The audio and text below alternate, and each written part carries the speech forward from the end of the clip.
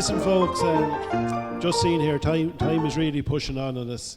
I'm going to open the questions to the floor to see if anybody has any questions that they want to ask or any stories that they want to share with us. So I'm just going to go over here and grab the mic because for our viewers at home, we have to have you have to talk through the mic where they can hear what you're saying. So open it here to the floor if anybody wants to join in. Yeah, Paul. No, Paul. Well, we were talking earlier on about the cinema and stuff like that. I remember my mother, Laura Mercier, saying that, talking about the large seats at the back of the thing, there was three couples that were married for years in town, but seemingly when there be a do-on or something like that night, one of them would come in and say, "Did you keep me a seat? Did you keep me a seat?" But there was another story she told about, I can't leave his name, Bob Gannon's brother-in-law. He was a great footballer. He was a guard. I can't leave his name. Mick Carlin, yeah. But I remember it was just shortly before he retired. And I was at home and we were looking at the news, just getting the tea ready. And I was in the living room. And he was the superintendent at that time in Dublin. It was a murder that happened in Tala or something like that. And next thing, all of a sudden I saw this hand coming in from the kitchen, pointing at the television. I remember, you were there, you are now as superintendent. When you were a young lad, I put you out in the cinema because you were bowled by that night. But you talk about the concerts. I remember as a child, maybe about 6 or 7, let's say, and Mick Byrne had a concert down there, and I remember being astounded. We were coming over at 12 o'clock at night, and I couldn't believe it. I was awake that night, but I know we had cameras in it and stuff like that. And I think, if I'm not mistaken, it had a feed over to the chemist, or not the chemist, the convent from the cinema. But that was it. But another night I remember being at was actually after starting to play music with Sister Augusta, Lord Mercy on her. And it was only a week started. The next thing, of course, I was put into the back of this group that was learning the music down below in the convent anyway. And the person who was doing the adjudication was actually Gay Byrne and Kathleen Watkins, because Gay Byrne and Kathleen Watkins, Kathleen Watkins was a cousin of Father Dowling, who was here at the time. And I think there was a crowd from Dublin won it, but they were acquired. But just one thing I always remembered was the fact that she was related to Father Dowling. I think she was a cousin or something like that. And that's how they got down Castledermot to adjudicate this particular concert this night. Anyway, I'd say it was probably about late 60s, very early 70s when it happened. Right. But there are things I can remember about it anyway. But I do remember my mother saying like that when certain people would come into a do some night and they'd say, "Did you keep me a seat?" And obviously that was the double seat at the back. You know? Yes, yeah, very good, very good. Thanks a million, Paul. Anybody else there? Yeah, David. I think you should ask your panel to talk about when the Cashes came to town. Okay. Okay, folks, when the Cashes came to town. That's right. Yeah. Probably on the fair day, would it have been? I don't know, but I'm just thinking they lived around here. They came for the summer. Yeah, but there's some of them lived around here, didn't they? Yeah. Martin Cash. Yeah. They were great horsemen. Yeah, just to say that they actually owned one of the houses down in the River Road, because my mother used to always say when we go into Clane, the Cashes were up there, but she would always say there was one of them that there was a good show jumper, and they used to say, well, he was a tinker, and he would say, no, I was born on the River Road, in a house on the River Road in Castledermot. Yeah. Right. So there was a long association with the town. Yeah. It was a Mary Cash. I remember Mary in school.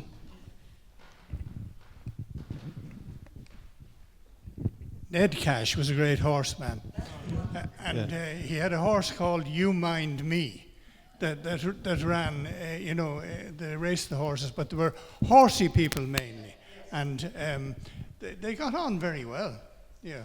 But they used to come in, as far as I can remember, and camp on the green for the summer. That's right, yeah. Where they went after that, I don't know. Yeah. All right, thanks a million, David. Just for our listeners at home, folks, that was David Cope with that question. Anybody else there now want to join in? But just a comment on the horses. Your father had a few horses. He had one particularly great horse, Silent Prayer. That's right. And I think he won a few races up in Punchestown. He did, yeah, he did. Was she mare? That's right, Aye. yeah. But Silent Prayer won the Galway Plate in 1948. Yeah. Wow. Yeah. And apparently the bookies got a bit of a skinning in the town. Carrie Murphy will tell you more about that. That's a story for another day, David, I take it then, yeah. Billy Brown had a few horses as well. Yeah. And Billy won the Cunningham Cup up in Punchestown. That's right, yeah. Remember, there's a horse called Castledermot, one in Cheltenham. Yeah. I know they weren't yours. Pardon? I do know a little bit about the horse called Castledermot. It was one of the first horses to actually fly on go on an airplane over to Cheltenham. And that was Cottage Rake. Yeah. Cottage Yeah, Rake. there was three of them. Three of them. Yeah, Castledermot was one of them. Never managed to find out what the association with Castledermot was. Why it was Don't know. called I think Castledermot, O'Brien whatever trained it, it is. didn't he? And it did run in the Grand National, I think, in 53 or 54. Didn't win, but it actually ran in the Grand National. Yeah. I just wanted to say that I'm really delighted. A lovely evening, and for fireside chat, it's been brilliant. And thanking everyone, and the panel in particular, and yourself, John, for a very enjoyable evening. Thanks a million. That's Lily Whelan there, folks. I got a text in, actually. That's I was looking at my phone. I got a question in. Oh, sorry, David. Leave that microphone with David. I think I should, or push over there and let him sit down. Well, I'd just like everybody to know that there was another school in Castledermot.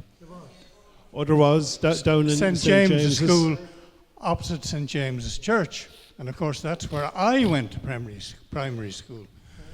But quite to the contrary, boys and girls all sat together in the one class. And it was one big room, and our teacher then was a Miss Woods. And the Woods were a very, very famous family around the town. And Mrs. Woods, who lived in the house next door, which was the schoolhouse, she taught Sunday school. So when the kids would be going to church with their parents, the kids would go into Miss Woods for Sunday school classes. But I remember the fire being much similar to what all of the rest of you are saying. There was a big open fire. We would be sent down to the green to collect sticks, and the teacher used to stand with her to the fire, and most of the heat went up the chimney. Right. The teacher wasn't getting cold anyway, David. Yeah, folks, I had a question that came in on my phone, and unfortunately they didn't put their name to it, and was Gardaí in Castledermot when you were growing up. Like everyone knows at the moment, we have probably, I suppose, 0.5 of a Garda in Castledermot if we're lucky. But back in the day, yeah, we had 3 Gardaí and 1 sergeant. We had Sergeant Cody, That's right. Guard Gibbons, McCarthy. Guard McCarthy, and Guard O'Connell. O'Connell, yeah. And they were all full time That's right. on the premises, went around on their bikes, and were very visible. Very little antisocial behaviour going on. They knew everything that went on, and it was a different era. yeah. And now you know what we have now. Yeah. We have nothing now. Yes, yeah. Yeah, I think before that there was 4 guards and a sergeant here. I don't ever remember 4 I guards don't and sergeant, either. but Yeah. I do Sure. remember 3. Yeah, John Horn remembers 4. Yeah, there was 4, yeah. No, I don't remember that. All right. Just a couple of comments that have come in on Facebook, and I'm going to hand the mic over to Tommy O'Connell Jr. Thomas. It is on, it's okay. To distinguish between us, he's Thomas. Exactly. I'm Tommy.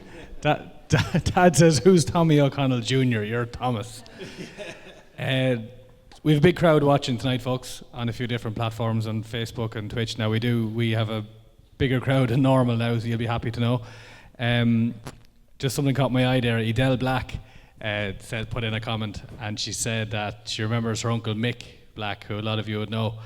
telling her a story about Mick was asked by a teacher to, when he's coming into school the next day, to bring in a stick. And of course Mick got the biggest, thickest stick he could find, and he gave it to the teacher, and the teacher said to him, "Do you want to shake hands with Jimmy?" He says, "What are you talking about?" So the teacher had named the stick Jimmy. And Mick said he was the first one to shake hands with Jimmy in the school, because he provided the stick. He provided it, very good. There were a few others. Sadie Williamson come in there as well, and she was saying how she remembers working with somebody from Castledermot. Sadie is one of her regular listeners out there in Carlow, and she said she was asking, was the pharmacy called McKenna's? So she's jumping in there just to say that was somebody that she remembered. And Caroline Wall Dixon also said that when she used to go to her relation's house on the Carlow Road, she always remembers how quiet the road was, that you'd rarely see a car at all. It was just absolute pure quiet when she was there. And Trish Proctor just jumped in when you were talking about the Cashes there, and said that the Cash family paid for the Holy Family statue in the church. I'm sure a lot of you know as well. So Yeah, there's something on there. sorry, Pay the statue that they paid for. Okay, so Trish, if you're still listening, it was the Pieta statue, coming from a good source there as well. Now, in fairness. So that's just a few there that have come in the last half hour. But you're holding the attention, folks. So well done. Yeah, we never mentioned a great club in the town, which is the Pitch and Putt Club. Fantastic social. Mick Dempsey went all about it. Geez, the whole town used to be up there for years.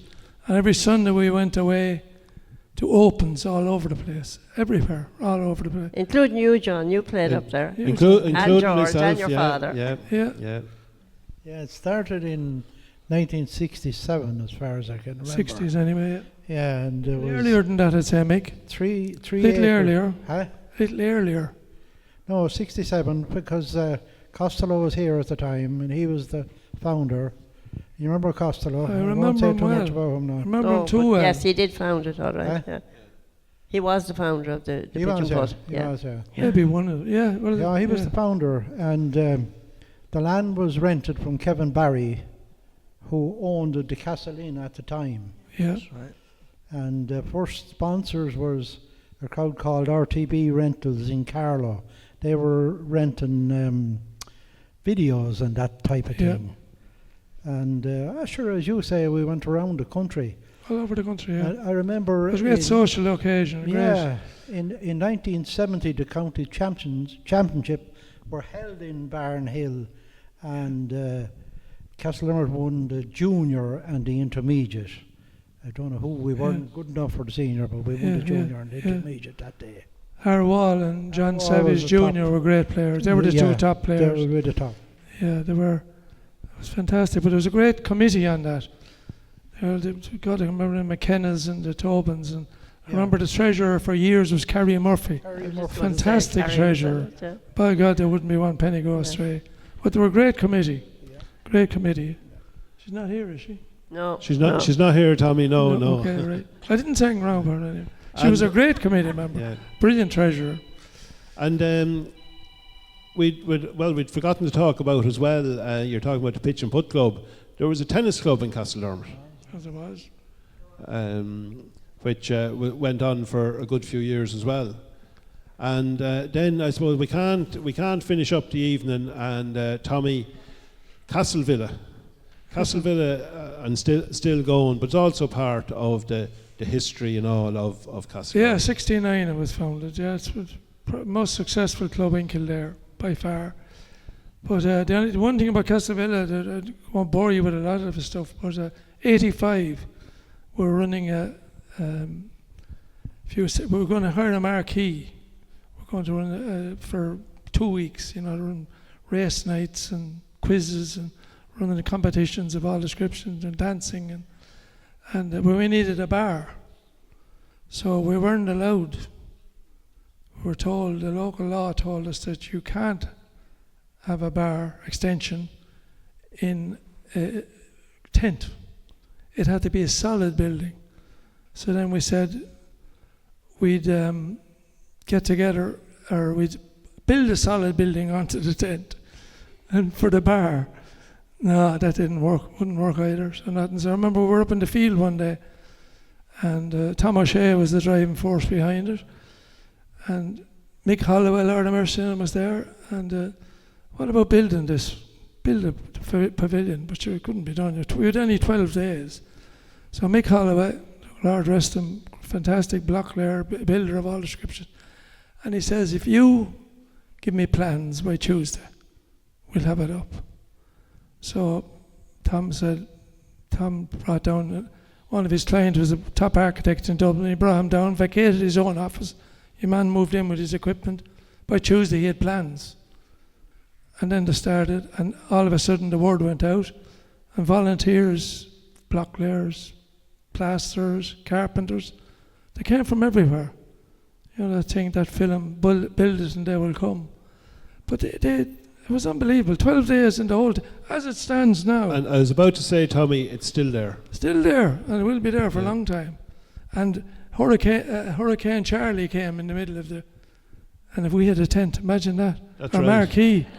I actually remember being up in Castlevilla that night, and when the hurricane came, and did somebody open the door? Noel Kenny, Lord of mercy, on him, couldn't resist it.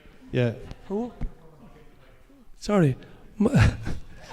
Noel couldn't resist it, had to have a look out, opened the door, bang. Yeah. The door was found 200 yards away in the ditch. Only someone like Noel could do something like that. That's exactly, God, he was a character. He was, God rest him. Yeah. And Michael, if we talked about Castlevilla, we have a quick word about the other club that has been around as well over the years, and it's the GAA.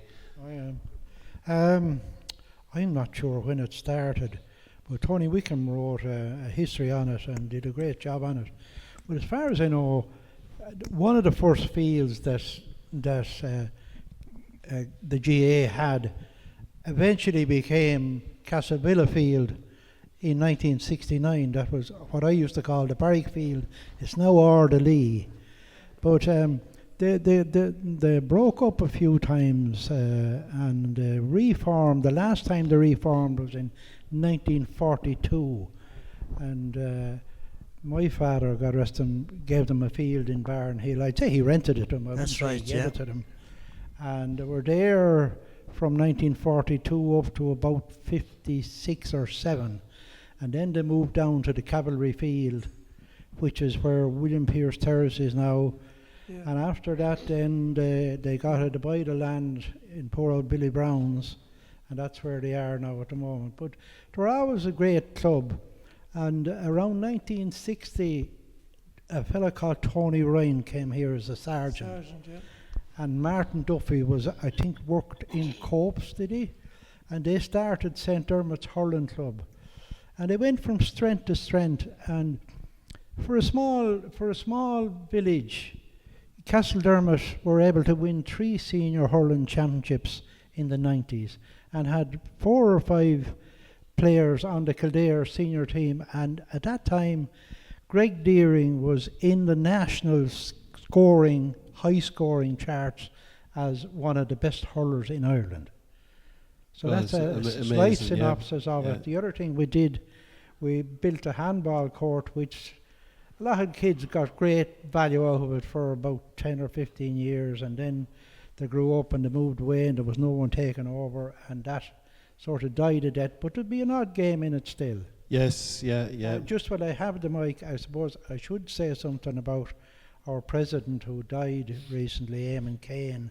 Eamon was a great stalwart of the GAA and was always there and was always able to say the couple of focal, which I wouldn't be able to say, and say it well. Yes. And he was also a great historian. And I mean, it's a tribute to him that there's a monument out in Mullaghmast that wouldn't be there only for him.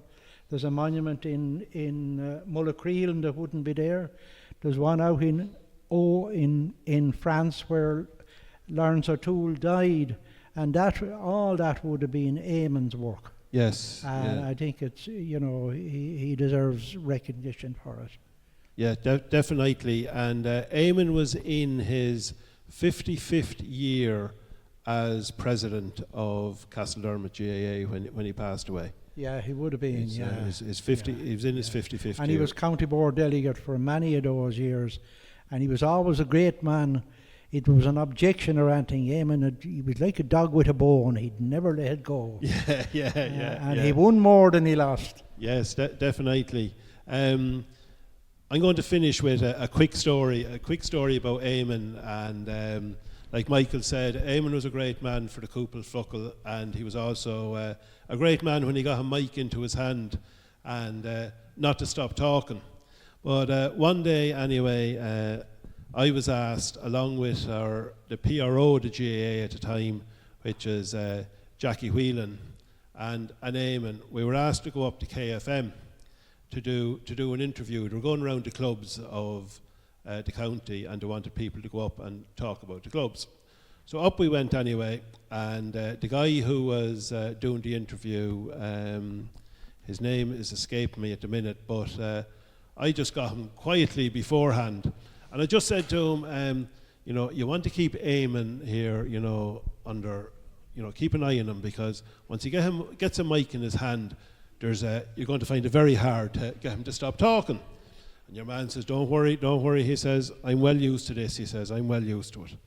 So anyway, your man started off the interview, and off he went, and he go, next thing Eamon, anyway, got going. And it didn't matter who he was asking the question to, whether it was me, Jackie, Eamon always had the answer. And we were on air anyway, and your man was there, and he was going on, and Eamon was talking, and he turns to me and he says, I see what you mean. So that was Eamon, and I think it's probably a great tribute to Eamon, that we'll finish tonight's talk with just thinking of Eamon, who recently passed away, and I know he was involved with the history group here as well. And so I just want to thank the four guests here tonight. I want to thank Liz and the history group for giving us the opportunity in Radio Castledermot to do the show this evening. And we're delighted that it is our second show after coming back on air. We came back on air last night. So I want to thank all the listeners we have listeners, folks. When I say worldwide, I mean worldwide. We have listeners in Canada, in Spain, in Australia, in America, in England, in Scotland, all over Ireland. And it's just absolutely amazing, the Radio Castledermot family. So huge thanks to them, a huge thanks to the audience for coming in, and so that's it. That's us for tonight, and just for our listeners at home, and also for people here. Tomorrow evening, from around 7:30, we're going to be coming live. Radio Castledermot is coming live from Castledermot GAA. Castledermot GAA are doing a very novel fundraiser to raise money for both the GAA, for Aisht and Carlo, and also for Choc Tom, which is a suicide charity. And they're going to carry a washing machine up Lugnaquilla on the 16th of June, I think it is. They're going to do it in relays from the 14s upwards. And so they're going to be out and about, they're going to be looking for sponsorship and everything else. So the launch of that is tomorrow night, and that's why we're going to be down in the GAA for that. So hopefully everyone can listen in. Thanks to Tommy and to Mick in the background there. Thanks to DJ Leo. And DJ Leo is on a high at the minute because we now have Pope Leo, and so Leo was down here this afternoon with me setting up. So a huge thanks to Leo for that. So that's it. To all our listeners at home, good night and God bless, and thanks a million.